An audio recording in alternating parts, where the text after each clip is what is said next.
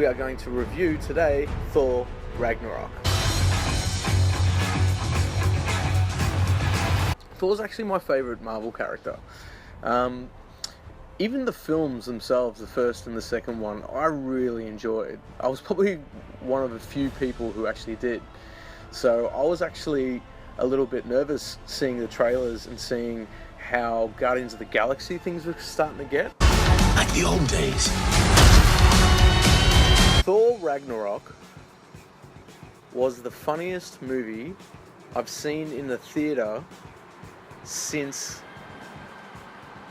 Oh, choice! It's been a long time.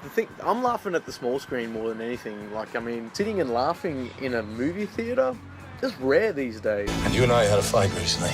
Did I win? The thing is, Thor being the funniest film of the year, definitely, hands down. I'm not sure if that's a good thing. Yes! Thor's always been a humorous character, right from the, like, it started kind of coming in a lot more with the second film. You know, that scene when he's hanging up the hammer on the, like I remember seeing Thor 2 and also having a good laugh, but I was also blown away by the spectacle. This is definitely Taika Waititi's movie, and I'm a huge fan of Taika. I think his films are like consistently funny and consistently good. So when I heard that he was taking over the project of an Avengers film, a big Marvel blockbuster movie, first thing I thought was, he is going to make this his movie. He's really just going to make the next Taika Waititi movie. It just so happens to be one of the big blockbusters in an Avengers franchise. And that's what he did. Same, you and I. Just a couple of hot-headed fools. Yeah, same. Hulk like fire, Thor like water.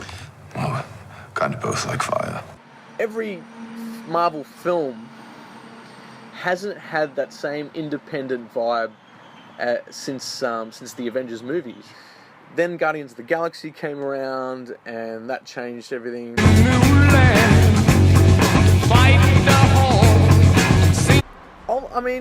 I loved the thespian, Shakespearean stuff that was going on with the first two movies. I think that was befitting of the genre of Thor. It had to have some kind of that kind of hubris. It had that hubris, especially Loki's character.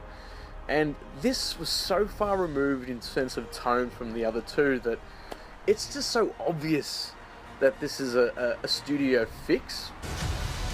Here we go. Let's talk about the good stuff. I really love the way that Anthony Hopkins had his Odin send-off. I think the way that was done was awesome. Having the two brothers there, being in Norway, having him dressed in that kind of dignified old man suit, dressed down, not the king of Asgard, just this kind of, this old man. And the dialogue and the performances and just the way he kind of pointed out into the sea and then you just kind of cut away and he's gone and he just kind of dissipates into thin air. I thought that was really, really well done. Speaking of what else was good, Korg, the rock beast that Thor befriends while he's in prison. Unabashedly New Zealander. Unabashedly Maori. Like... Oh, shit! You're beached is! Tell me something I don't know. I love Maoris. I love the whole New Zealand film industry, and so much of the Maori element that comes into that. That's what made Boy so great. That's what made Once Were Warriors so great. Being from Australia, and we have this kind of relationship with New Zealand, but I've always kind of really looked up to the Maori culture, even though they're basically cannibals. Do you want a chip brew?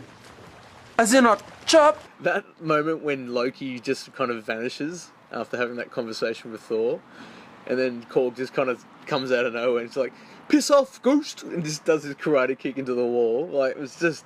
Pull me off. Oh my God. Hammer pulled you off. It was good to see Jeff Goldblum and his hand acting, like every kind of little thing that he says, he's, playing with his hands. That is one big pile of shit. And being, again, unabashedly Jeff Goldblum. I think, unabashedly is probably a word that was definitely thrown around, when they were ideating this movie and executing it.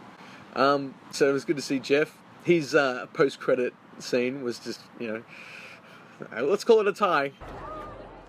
We know each other.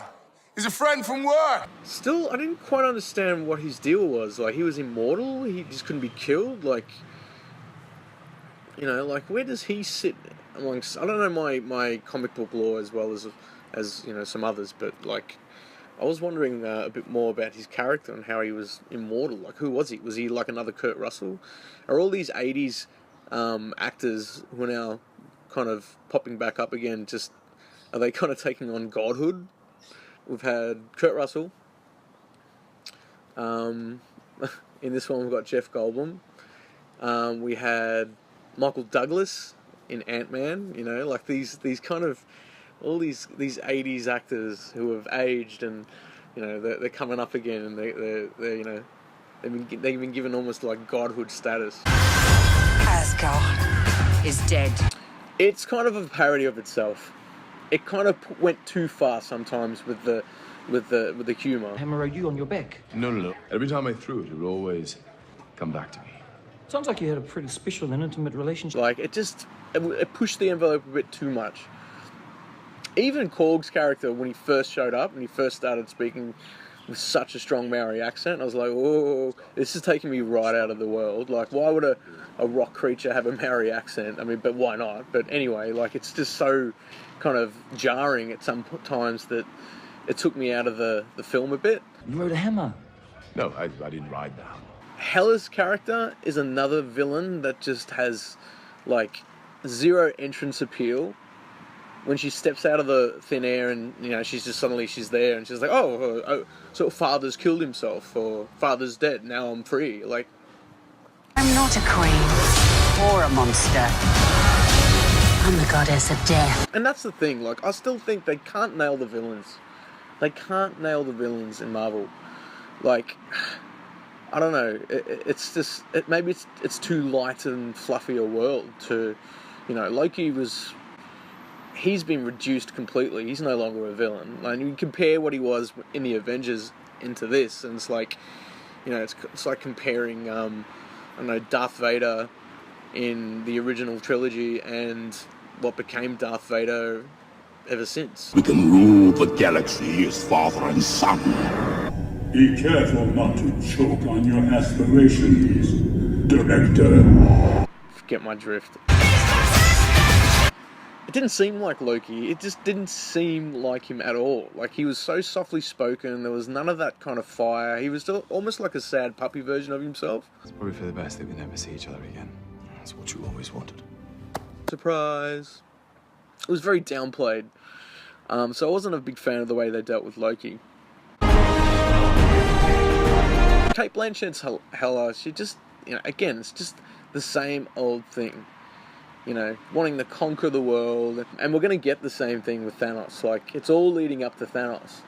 And his little, spoilers by the way, his little thing at the, arrival at the end, they've built him up so much. They've built this movie up so much. It's almost been too long, It's like, I felt like we should have already kind of had the proper Avengers. Age of Ultron was a real misstep. The action, like, again, the comedy was the stuff that I was enjoying, and then when the action would start, it was kind of like almost getting in the way, which is kind of, that's not what a Thor film should be about. It should be the action that takes, the lead. So I don't think Taika is that great an action director. He's a fighter. So, just to wrap up, Thor Ragnarok. It's the funniest movie of the year. I don't think it can be topped, to be honest. A part of me is kind of a bit shitty about that because of being a Thor fan. Like, it feels like it was hijacked a little bit, but never mind, because the majority of me was glad it did. That is one big pile of shit. The Odin send-off, Korg, Jeff Goldblum, those guys were great. The villain, Loki, don't know what's going on there. I think he's nearly wrapped up. Like, I would be surprised if he dies in the next kind of movie. Surprise! But ultimately, an awesome, hilarious experience in the cinema. I would give it, Film Garden, 4 out of 5 stars.